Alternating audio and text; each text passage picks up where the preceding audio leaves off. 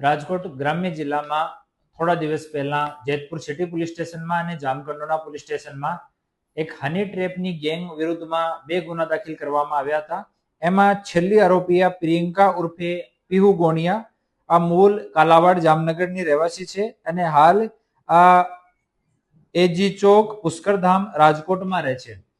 આ લેડી આ પૂરા કાવતરામાં સામેલ હતી. આ બંને કેસીસમાં 11 જેટલા આરોપી હાલ સુધી અટક કરવામાં આવ્યા છે અને આ લોકોનો એમઓ એવો હતો કે કોઈ પણ અધેડ માણસ કોઈ દુકાન ઉપર, પોતાના એન્ટરપ્રાઇઝ ઉપર, પોતાની શોરૂમ ઉપર બેસ્યો હોય તો ત્યાં જઈને એના જો નંબર ગૂગલ પર કે દુકાન ઉપર અવેલેબલ હોય આ નંબર લઈને આ પ્રિયંકાના એ લોકો પીયુને આપતા હતા અને આ પીયુ ફોન ઉપર વાતો કરતી હતી. એની વાતોમાં કોઈ ફસાઈ જાય તો પછી બીજી છોકરીને એની સાથે મળવા માટે એ લોકો મોકલતા હોય અને જ્યારે આ માણસ મળવા માટે આવી જાય આ ચક્રવ્યૂહમાં ફસાઈને, ત્યારે બીજા 4-5 લોકો જઈને એની સાથે મારકૂટ કરે, બદનામીનો ભય દેખાવે, પોલીસની ધમકી આપે, રેપના ગુનાની ધમકી આપે.